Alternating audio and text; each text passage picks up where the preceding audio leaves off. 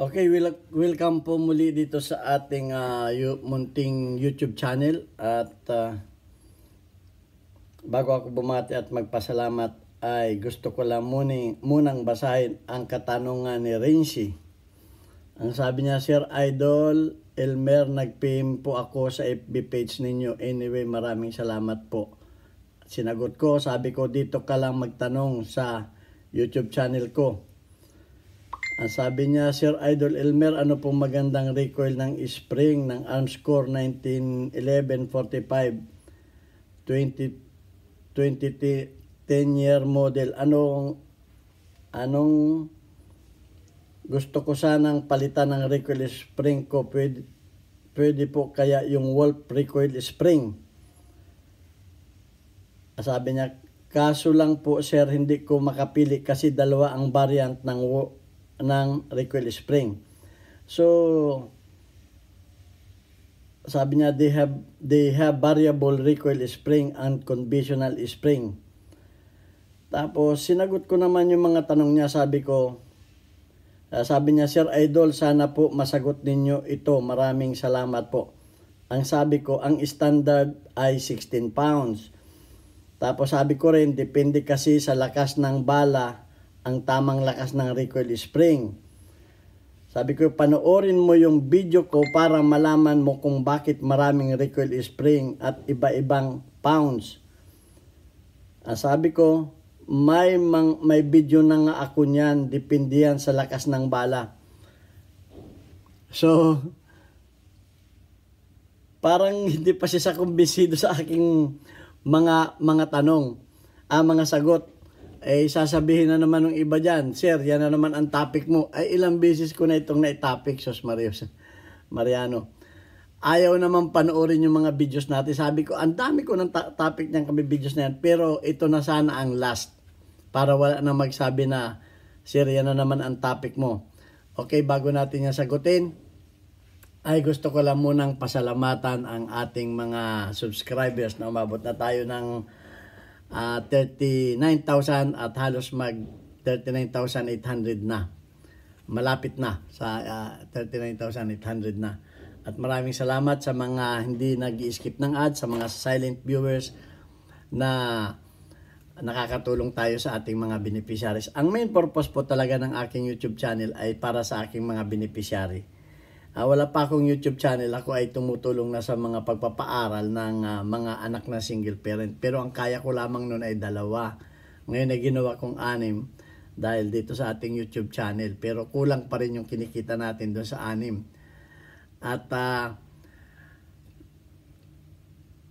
bonus na lamang itong aking pagtuturo. Ito lamang naisip ko para makatulong sa ating mga beneficiary. Hindi ko ginamit yung mga bata. Kasi yung ibang nag-YouTube, ginagamit yung mga beneficiary nila. Sabi naman ng iba ay porn, ano daw yun? May sinabi sila doon porn, poverty porn. So, hindi ko ginagamit yun. Ang ginamit ko ay ating malit na kaalaman. So, pasasalamatan lang natin yung ating mga subscribers. At lalo tigit pasasalamatan ko yung bago nating sponsor na nagpadala dito sa ating GCash number. Ayan po yung GCash number na yan. Huwag po ninyo tawagan yan para kayo bumili ng baril. Yan po ay anak ko. Yan po ay aking tresorera. Okay, pasasalamatan ko lamang ng special si Dennis Sardona ng Palanggi Albay. Yan. Thank you sa iyo. Shout out Dennis Sardonia ng Palanggi Albay. Hindi naman tayo tumitingin sa laki ng halaga. Kahit yan ay maliit, kung tayo ay marami, tayo ay malaki ang magagawa niyan kung tayo tulong-tulong. So yan, at special thanks din kay Boy Umay, kay Jubel Platon ng Riyadh, Saudi Arabia sa malimit niyang pagpapakulay o pagpapadala sa ating mga premier. So ayan muna ang ating pasasalamatan sa ngayon. At okay, sa katanungan ni Renzi, ito paliliwanag ko na. Ang linaw-linaw nung sagot sa iyo ng ano. Asan na 'yan? Yung sagot Ang sabi, sabi niya, Sir, ito po yung description nila, hindi ko maintindihan, kaya nga ako nakapagtanong sa iyo. Kasi ikaw lang ang alam kong eksperto dito. Okay, maraming salamat sa pagtitiwala mo sa akin. Pero pero yung sasabihin ko ay yung sasabihin ko ay dito ko rin ibabase. Sasagot sa iyo ng Wolf Recoil Spring. Ang sabi ng Recoil Spring, the choices is often very subjective. Very subjective daw yung pagpili mo ng recoil spring. Conventional recoil spring are particularly beneficial when using heavier loads, when keeping the slide close as long as possible it deserve. So yung mga conventional, ang ibig sabihin nun, yung mga spring na standard, yun ay 16 pounds. At ang sabi ay particularly using a heavier loads. Yung 16 pounds na conventional, yun ay pang heavy loads. Ang ibig sabihin ng heavy loads, adi malakas na bala. Kaya nga sabi ko sa iyo ay depende ang pagpili mo ng recoil spring sa lakas ng bala. Kasi nga may mga reload na bala na mayroong underload, may major load, may P na load. So kung malakas ang bala mo, ang gagamitin mo siyempre ay yung 16 pounds. May combat load pa, ang gagamitin mo ay 18 pounds. At kung ang iyong bala ay minor loads, gagamit ka ng 14 pounds hanggang 12 pounds. At kung ang baril mo ay may compensator, ay medyo hihina ang blowback kasi nabibreak ng compensator yung blowback, yung pag-atras ng slide. Ibig sabihin, okay, check muna natin ito wala tayong natin. Ibig sabihin, pag may compensator, humihina ang dahil nababasag nung nozzle brake. Nababasag ng compensator yung blowback, hindi yung patras, kundi ang blowback niya, ang butas kasi may pataas at may patagilid.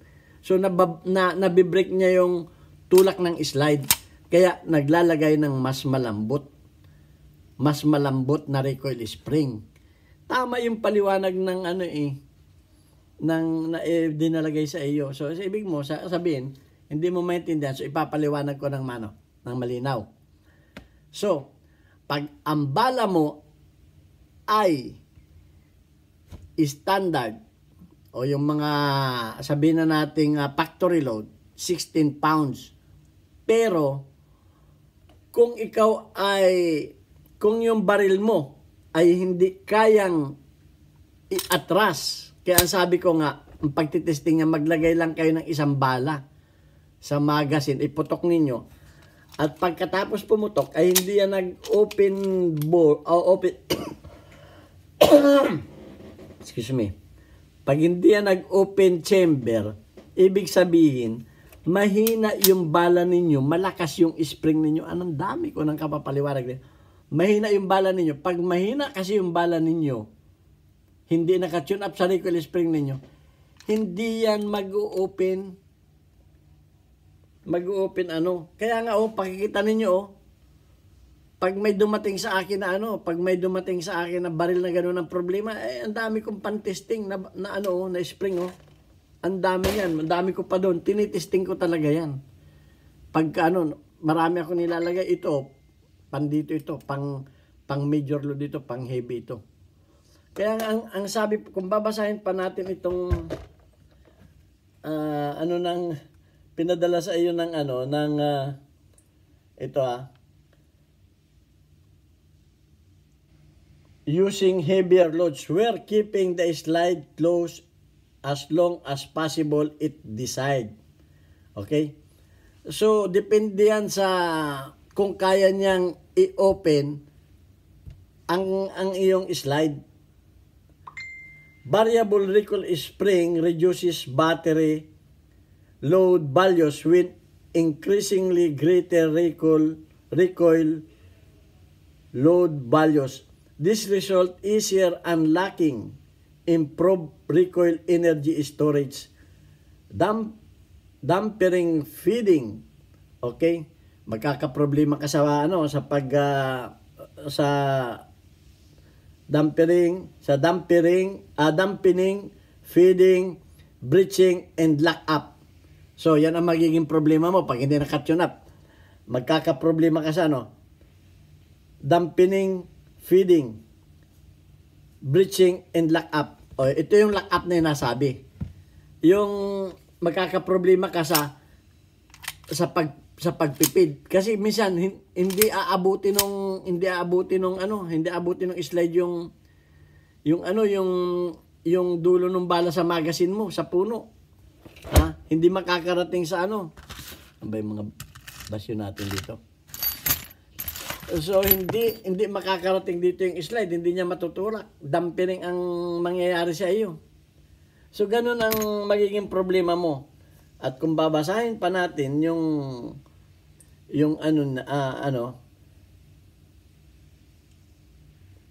variable recoil spring are particularly beneficial with compensated o yung may mga compensator.